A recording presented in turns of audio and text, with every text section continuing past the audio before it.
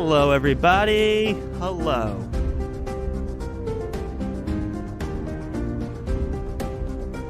Turn this up in my headphones, Charles. Yeah, okay.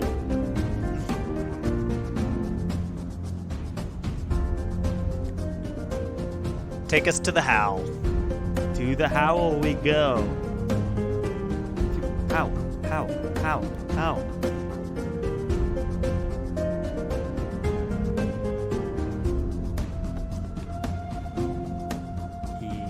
Yeah, buddy. That's a beautiful howl. That is the howl of all howls. It's a howl episode. It's a howl episode. I would say that howl is just as epic as perhaps the Horn of Boromir. Sure.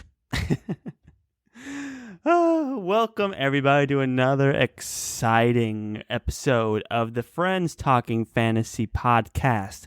This is your host, Charles, and also with us today we have lifelong friend and co-host, Dylan. That's me.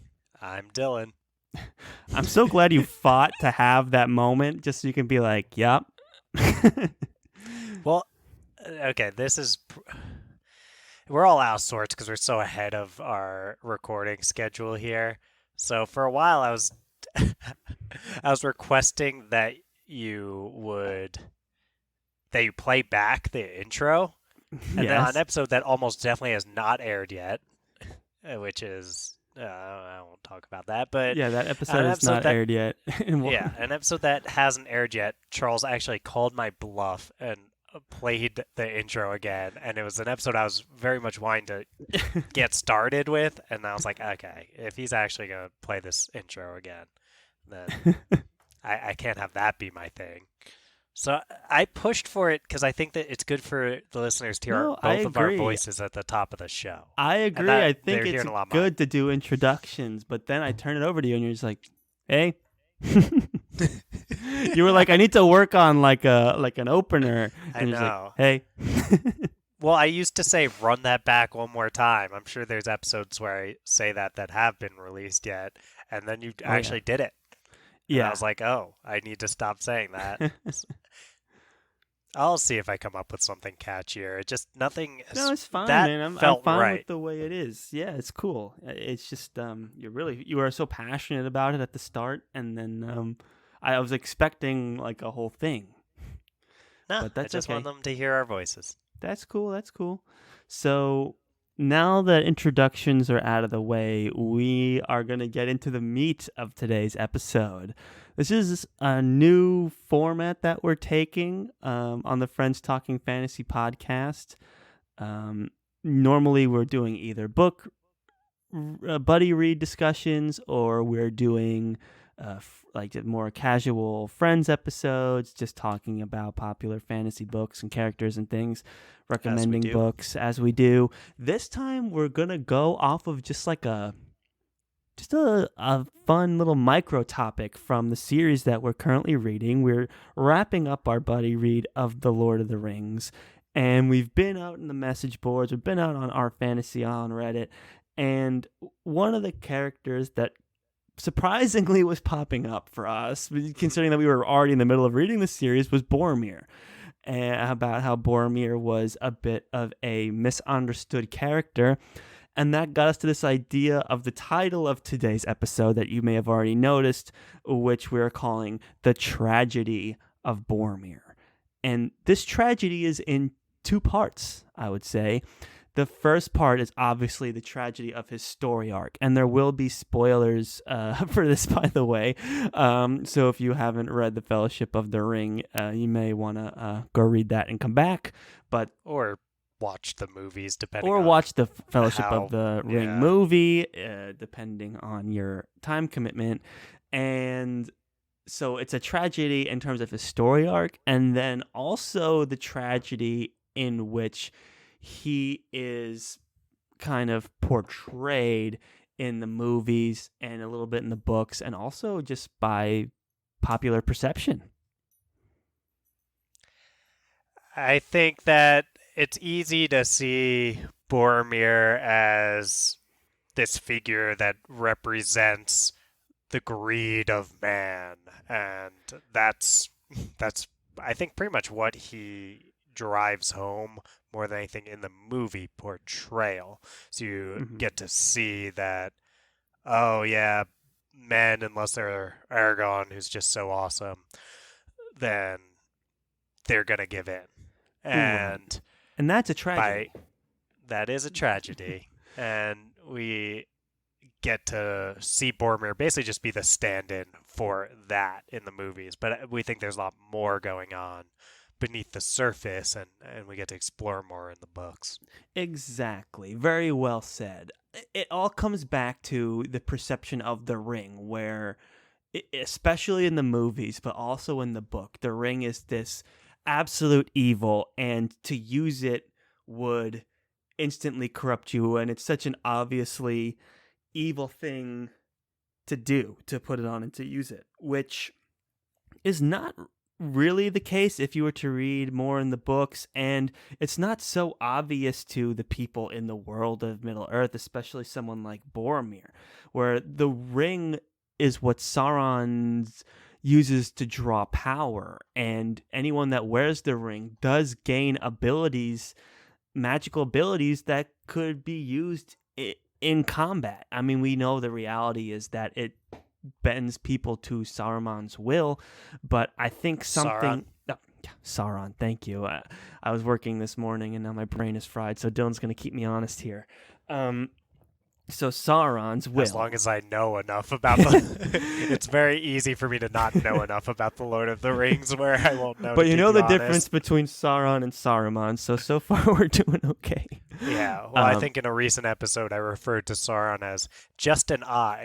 So that's another thing we could get into. But the idea that the ring is this thing that shouldn't be touched or used, I think, is something that's um, taken to the nth degree in the movie. So you have the Council of Elrond, and everyone's like, "Oh, the ring is evil. We can't touch it." And then Boromir's like, "We should use this thing. This thing is a gift, basically." And Gandalf is like, "That's a horrible take. That's a bad take." And then everyone's like, "No." But I think a large part of why we're here today is to kind of give more insight into Boromir's perspective and how maybe that wasn't such a bad take, especially from his point of view. we got into this a little bit in our Fellowship of the Ring discussion, which We we did. recorded way back, where we're feeling like Boromir's portrayal in the books is as much more of a morally gray character than as a person who went bad or anything like that. And I think, yeah, we'll get to explore. We're excited by that topic, and we were seeing that come up on our fantasy. So we're happy to get the chance to explore Boromir's perspective And more, and why yeah, those takes might not have been as bad as they seem to us as readers or viewers at times. 100%. And let's get into kind of Boromir's perspective going into the Council of Elrond, which a reader or a movie watcher, that's where you're introduced to Boromir. That where it's like, okay, he's here and he's being the contrarian to everyone else in the council wanting to use it, which we know is bad already. So, like, that's just a bad take. But let's take it from his perspective. Boromir, obviously, the son to the steward of Gondor. Gondor is like the capital for all of mankind, basically, the way Tolkien describes it. And the where it's situated, it's right in the shadow of Mordor. So imagine just being fighting orcs day by day, watching the smoke of the industry of war rising out of Mordor, and then these creatures are marching into like Minas Tirith and through the woods and attacking you, and you see doom. And when Mordor finally decides to march on mankind, they're gonna come. Gondor's the first casualty. So Boromir is going to Rivendell as an act of desperation, more so than any other character in the council. For sure, I think that there's a lot on the line for Boromir, and he's also coming in from a life in which he was raised to think of things through a militaristic lens. Right. and they're always on the defense over there, and they're always trying to figure out how to gain the upper hand. And there's a great quote from Abraham Maslow, who is the father of humanistic psychology over here. Whoa, dropping That's some deep from my psych field, knowledge in here. but it's one that's used very much outside of psychology. I suppose it is tempting if the only tool you have is a hammer to treat everything as if it were a nail. And this came to I've mind heard for that. me around Boromir, that he's someone who is raised to be militant, and Hmm. he grew up in a lifestyle that makes a lot of sense for him. So when he sees the ring, it makes sense that to to him that is a weapon. Absolutely. It's And not something to be gotten rid of. It's something to be wielded and used against your enemies so they don't get to use it against you. that's a terrific point. And I wanted to add to that. You said he was raised to be militant, but not only that, he was raised by Denethor, who is the steward of Gondor. He's running the show, and Boromir is his golden child. And he's like, you're going to be responsible for all of these people. You're the next in line to lead mankind. And you're inheriting the throne at a time where we are at war with the enemy, capital E, enemy. He is evil incarnate. And that's to add to the weight of not only having a military background, but having the weight of being next in line to lead man into battle against evil is what he's coming into. And he's talking with people in Rivendell who haven't seen, where orcs haven't been there, and they are not in the shadow of Mordor. And they describe in the Fellowship that Rivendell would have been one of the last places, but eventually would be overtaken. But it's Gondor would be like the first, and Rivendell would be the last. So the fact that no one has any sense of urgency except for Boromir is a perspective that I think we often lose just by being introduced to him right there in that council. For sure. We've got Boromir going in with the urgency of a cornered animal, Yeah. basically. And then we've got a bunch of other folks who are thinking, okay, well, that's kind of down the line. If this quest to get rid of the ring actually succeeds, then we won't see any consequences. Right. And Right. Elrond's willing to take that risk, but Boromir is like, if we do this thing, we're not helping Gondor. And no. that's what I care about, is like preserving my people. So is and he does bring that up in the council. And then that gets us to what their decision as a council is to do, which was to give the ring to Frodo to take into Mount Doom, the one place where it should never go, because once Sauron gets it, it's game over, and you are going to lose no matter what. So it's this thing where it's like, if the ring will always find its way to its master, and if he gets it, he loses.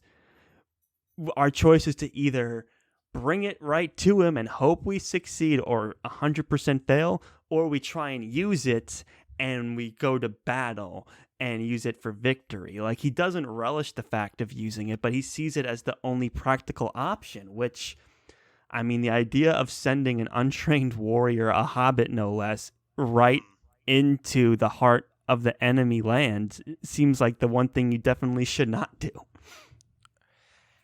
And if you take a step back from what we all know about the Lord of the Rings, and we usually know how it ends up or have a sense, even if it's our first time watching the movies or reading the books at the council, we have the sense this is probably going to work out. It Yeah, will complete. exactly. The world's not going to end at the end It's of like, this. hobbits are good and stout people, you know? Boromir's like, they can't bite. But let's just try to take a step back from all of that for a moment, and think of what it would be like to be Boromir, not in the middle of a story, but as a person who is seeing this all play out. This plan is ridiculous. And even the people coming up with it are kind of aware, yeah, this is a long shot, but I mean, it's such a crap situation that we're in at this point. This is Yeah. the best that we've got.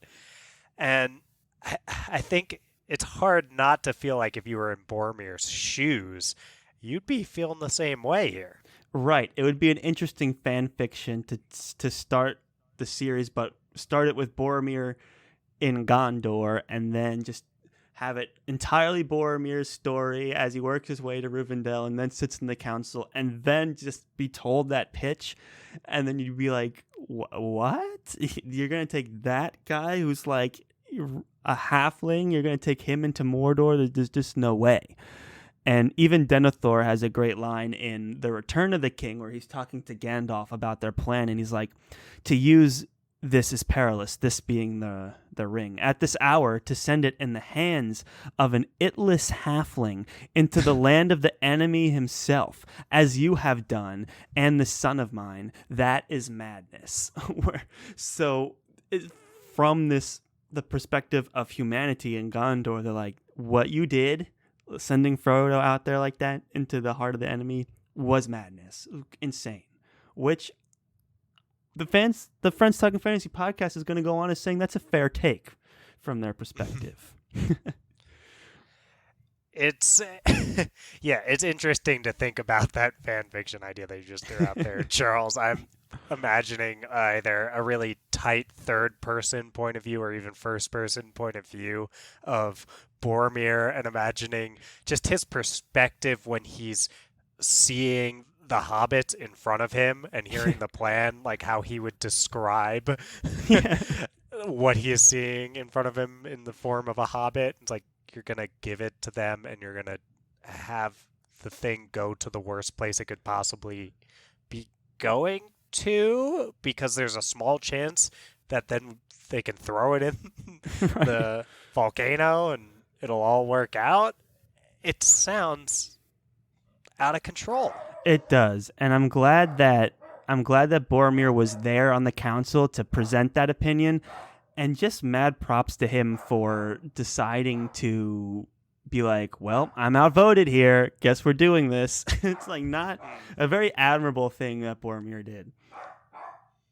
Charles, well, if they're listening to our to our episodes where we're talking about our trip to New Zealand, they'll have heard that you did something very similar when we climbed Mount Doom. You got outvoted for a for a decision to do something that seemed pretty silly to you, and you just plugged along, Charles. So I think you and Boromir are kindred spirits. You know, I'll take that as a compliment. Boromir's a very admirable guy. And yeah, that was basically exactly what happened. And that whole one does not simply walk into Mordor thing, he was right.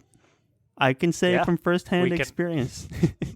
You don't just simply walk there. It's not Now simple. you climb up scurry that is falling beneath you and feel like you are You can going only to see a few feet in front of you. You have no idea Yeah. where the top is.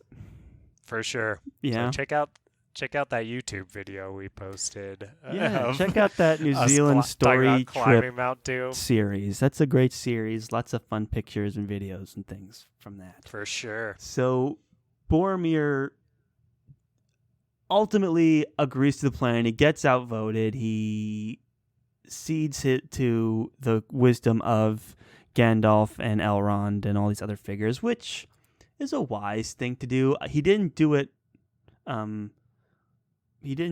confidently, but he did it, which is respectful and adamant. And even as they're going, he's like, we need to go to Gondor. Gondor's having all these problems, and they're like, we'll get there when we get there. I feel like everyone was pretty dismissive of his worries that he's on the war front, you know, on the field of there's a theater of battle going on, and they're all just like, oh, we'll see if we can make it. You know, we have priorities here, and then there's the moment where Frodo decides that he's going to break off from the Fellowship, and he's like, I need to do this alone. And then Boromir tries to take the ring from Frodo. And I think this is that second tragedy that we were talking about, which was the desire I feel like the ring was too tempting of a thing, and Boromir's situation was too desperate, and he was going unheard, and he wasn't getting any of his plans into action. No one seemed to care about Gondor or fighting the enemy at all, and they were just chasing after this Hail Mary of a battle strategy. And that, coupled with the temptation of the ring, caused him to succumb to its will. You know what's something I've been thinking since we finished Return of the King, Charles? Lay it on me. No one gives Frodo that much flack for his giving into the ring when push comes to shove. No. Boromir Maybe they just didn't tell anybody. I mean, not the characters. I mean, the fans or people who talk about, or just the public perception of these. Boromir gets labeled as a person who turned bad because it got tempted by the ring, but people rarely talk about Frodo like having done something so awful by eventually giving in, I guess. Frodo did something very bad. Yeah, Frodo got lucky. Yes. And Boromir did not. No. All said and done. But he did, and he also redeems himself too. He does. Which is... He doesn't. He tries to take the ring, but he obviously does not succeed. Frodo puts the ring on and escapes. And Boromir, he's a stout man. He's like one of the most respected men of all men, basically. And he instantly regrets it. And then when he sees that the hobbits Merry and Pippin are in danger, he runs to their aid and selflessly defends off a whole battalion of Uruk-hai. And it was just a touching moment. And in the end, he confesses to Aragorn, and he passes peacefully and in good grace. And what more can you ask? We all have our low moments, and Boromir had his, but he ended up sacrificing himself for the greater good, and who knows what would have happened if he didn't stick up for the hobbits there. That's right. Who knows if Merry and Pippin would have gone on to scour the Shire against all those ruffians. And Charles, that I just love to talk about the ruffian scouring. Oh, I know. So that's the tragedy of Boromir. We saw him we thought his perspective was really unique and one that wasn't wholly explored in the series. We thought he was easy to write off as what happens when you try and use the ring, or what happens when you let anyone other than hobbits take the ring, or whatever. But he's more than just the poster child for the temptation of the ring. He's a valiant warrior. He was trying to do what was right for his people, and he was desperate. His people were at war and dying, and no one seemed to care. No one really was offering to help in any way. They were just kind of accepting the fact that Gondor was going to get attacked. Well said, Charles. I mean, we're not here over at the FTF podcast claiming that Boromir was in the right, per se. Right. We know from the larger context that what he was doing when he was being tempted by the ring and what he was arguing for wasn't really for the best of Middle Earth. But I think when you take a look at his perspective, you can understand it. And when you take a look at his overall arc, it really is a tragedy. I would agree. It's the tragedy of Boromir. What do you guys think? What are your Boromir takes? Send them to us. We'd love to hear them. But that's our tale of the tragedy of Boromir. Are there any other points you would like to make, Dylan, before we sail into the west here? No, I think we said our piece. I am interested from the listeners what they think of these Hobbit-sized episodes, as we've occasionally called them. And you always know the release schedule and all that kind of stuff much better than I do, so I'm not sure if we've released any before this. This will either drop after the Two Towers or after Return of the King. I think it will drop after Two Towers. So it'll probably be the first episode of around this 25 to 30-minute mark. Yes, it will that be the first we've like, ever dropped. short one that we drop. Yeah, I think so. And it's of a different format, as you mentioned earlier, of a very specific topic. So I'm curious to hear from any listeners that want to reach out to us at the FTF Podcast on Instagram or Facebook, or at the FTF Podcast 1 on Twitter, especially there. Yeah, that's a good place. Yeah, and also you can send us an email though if you want a more. I'm trying to think of the right word. It's like private, but it's like direct. It's like one-on-one. It's intimate, Charles. That's what I was going for. I feel like email's a little more intimate. So throw us an email at the ftfpodcast@gmail.com. And yeah, any reactions to these? Do you like these shorter, specific episodes? Do you want more of them? What do you think? Yeah, we'd like to know. We're experimenting with the format, and we thought this little just thought piece on a very specific target example, which in this case was Boromir, could be interesting.